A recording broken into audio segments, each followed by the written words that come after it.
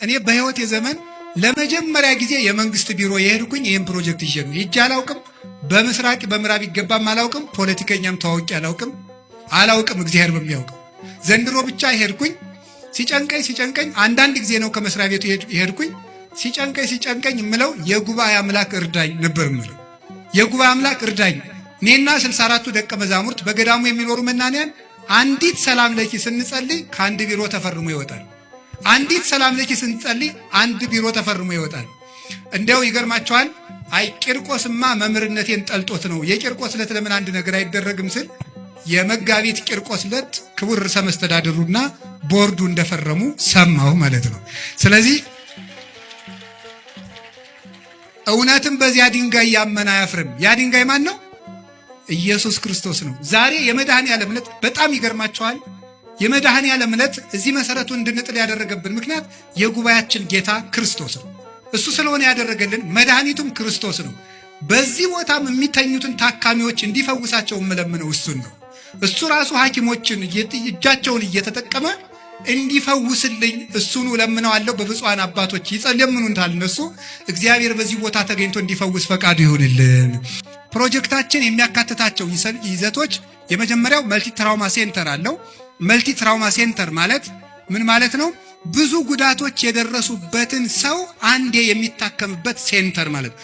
የምንገነባው እዚህ ቦታ ሆስፒታል ብቻ ሳይሆን ይሄ ሜዲካል ቪሌጅ ነው፣ ወይም የሕክምና መንደር፣ የሕክምና ምድር ነው የምንመሰርተው። ይሄ ቦታ አንድ ሆስፒታል የምናቆምበት ሳይሆን የሕክምና ክፍለ ከተማ በሉትም ብላችሁ እዚህ ላይ የምናቋቁመው ሕክምና ያለበት የሕክምና መንደር ነው እንጂ ነጠላ ሆስፒታል አይደለችም። ስለዚህ እዚህ ላይ የምንመሰርተው እግዚአብሔር ይስጥልኝ የመጀመሪያው መልቲ ትራውማ ሴንተር። ለምሳሌ ይሄን ለመንገር ከፎቅ ወድቆ የተከሰከሰ ሰው ቢኖር እጁም ደቆ እግሩም ደቆ ሁሉም ደቆ አንዴ ሁሉም ሰርጀሪዎች የሰርጅን ባለሙያዎች መጥተው ሁሉንም ሰርጀሪ የሚሰሩበት ፈጣን የኢመርጀንሲ ቀዶ ጥገና የሚደረግበት ሴንተር ነው። ሁለተኛ ደግሞ የፋሚሊ ዌልነስ ሴንተር አለን። ፋሚሊ ዌልነስ ሴንተር ማለት የቤተሰብ እንክብካቤና ደህንነት ማዕከል ማለት ነው። ይህ ማለት ምን ማለት ነው? ይሄ ፊዚካል ሄልዝ፣ ኢሞሽናል ሄልዝ፣ ስፒሪቹዋል ሄልዝ የሚባሉ 3 ጤንነቶች አሉ። የአእምሮ ጤንነት፣ የስሜት ጤንነት፣ የአካል ጤንነት።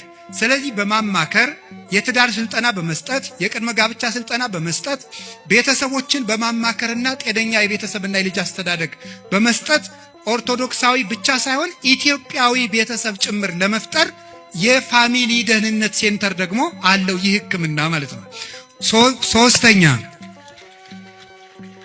ሶስተኛ በዚህ ቦታ ያለው የፓሊቲቭ ኬር ሴንተር አለ። ይህ ማለት አትድኑም ተስፋ ቆርጣችኋል የተባሉ ወገኖቻችን ከየትኛውም ሆስፒታል የተሰናበቱትን በዚህ ሴንተር ውስጥ እንክብካቤ ይደረግላቸዋል።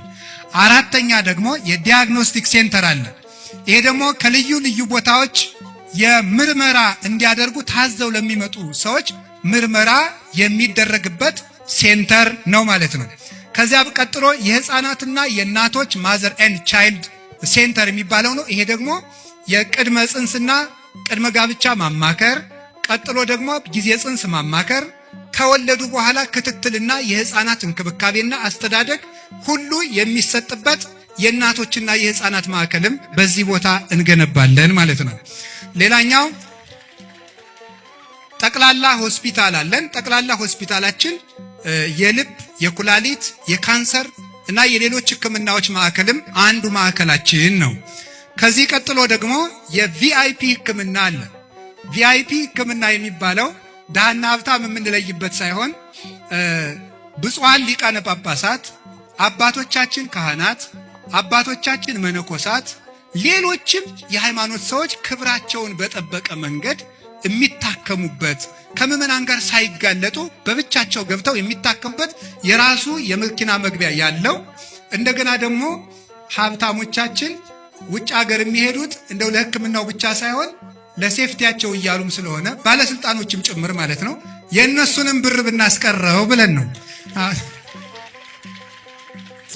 ስለዚህ እግዚአብሔር ከፈቀደልን ማንም ሰው ሳያያቸው ወደፊት ይሄ የሜዲካል ቪሌጃችን በጠነከረ ሁኔታ ሲቀጥል የሄሊኮፕተር ማረፊያ ሁሉ ሊኖረው ይችላል።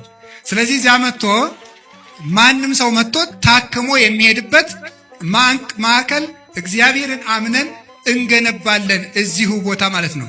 ሌላኛው ደግሞ ሀገር በቀል እንግዲህ ታውቃላችሁ፣ ለምሳሌ በዓለም ላይ በአውሮፓ ውስጥ የግዕዝ ቋንቋን በፒኤችዲ ደረጃ የሚያስተምሩ ሀገሮች አሉ። ለምሳሌ ጀርመን በመድኃኒት ቅመማ የምትታወቅ ሀገር ናት። እንዴት ነው ቢሉ የኢትዮጵያ መጻሕፍት ብራናዎችን ወስደው ማለት ነው።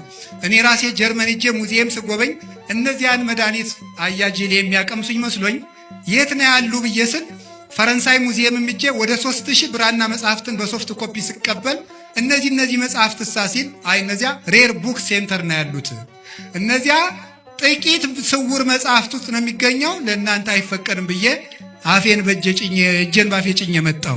ስለዚህ ሀገራችን ቤተክርስቲያናችን በመድኃኒት ቅመማ እና አባ ጊዮርጊስ የእጽዋትን ጠባይ የጻፉት መጽሐፍ ነበረ። ያንን የኢትዮጵያ ስልጣኔ መልሰን ኢትዮጵያ ውስጥ የመድኃኒት ምርምር እንግዲህ ታውቃላችሁ፣ በዓለም አቀፍ ደረጃ የኢትዮጵያ ሰው እየሄደ የሚታከምባት ሀገር ንገሩኝ እስኪ አንዲት። ብዙ ሰው የሚሄድባት ታይላንድ ትመስለኛለች። ለምንድን ነው ብትሉኝ፣ ሁለት ነው ያች ሀገር ያደረገችው። አንደኛ በእንክብካቤ ዶክተሮቿ ኃይለኞች ናቸው፣ በጣም ጎበዞች ናቸው። እንክብካቤ በማድረግ አያሸማቅቁም። ሁለተኛ ደግሞ ሀገር በቀል መድኃኒቱን አዘመኑትና ወደ ዘመናዊ ሕክምና ቀይረው ሕክምናቸው በደንብ የላቀ ሆነ። እኛም የኢትዮጵያን እነ ዳማከሴን ጭምር አሰልጥነን የኢትዮጵያ ትልቅ ሕክምና እናደርጋቸዋለን ማለት ነው። የመጨረሻው ለሀገር የሚያዝኑ የኢትዮጵያን ሕዝብ የሚያገለግሉ ቀለም፣ ዘር፣ ጎጥ፣ ሃይማኖት ሳይለዩ ሰውን ሁሉ አዝነው የሚያገለግሉ የሕክምና ባለሙያዎችን የምንመርቅበት የሜዲካል ኮሌጅ ሴንተር ደግሞ አለን። የሕክምና ትምህርት ቤት አለን ማለት ነው። እነዚህን ሴንተሮች ገንብተን የምናጠቃልልበት ጊዜ ሁሉም እነዚህ ቪሌጆች የሕክምና ቪሌጁ ተሰርቶ ለመጠናቀቅ 9 ዓመታትን ይፈጃል።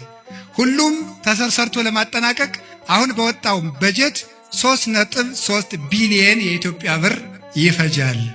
ቀጥሎ ሕክምናውን የሕክምና ሴንተሩ ሆስፒታሏን አንዷን ሴንተር ሰርቶ ለማጠናቀቅ በግምት ከ2 ዓመት እስከ 3 ዓመት ሊፈጅ ይችላል ማለት ነው። ሰርቶ እንደተጠናቀቀ ስራችን እንጀምራለን ማለት ነው። ከዚህ በመቀጠል እሰይም ውስተ ጽዮን የመጨረሻ ንግግሬ ነው ይሄ። እሰይም ውስተ ጽዮን እብነ ማይዘንት ውስተ መሰረታ ህሪት ወክብርት እንተ ብዙ ሴጣ። የተከበረውን የተፈተነውን እውነተኛውን የመሰረት ድንጋይ በጽዮን አኖራለሁ። ትንቢተ ኢሳይያስ ምዕራፍ 28 ቁጥር 16 ላይ ወየሐፈር እንተ አምነ ባቲ፣ በዚያች ድንጋይ ያመነ አያፍርም። እግዚአብሔር ነው እንዲህ ያለ፣ በጽዮን የተፈተነ የመሰረት ድንጋይ አኖራለሁ፣ በዚያች ድንጋይ የሚያምን አያፍርም። ባጭሩ ጽዮን ድንግል ማርያም ናት።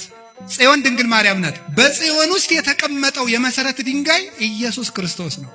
የድህነታችን መሰረት፣ የእውቀታችን መሰረት፣ የማንነታችንና የፍጻሜያችን መሰረት እሷ ማህፀን ውስጥ ነው ክርስቶስ የተቀመጠልን።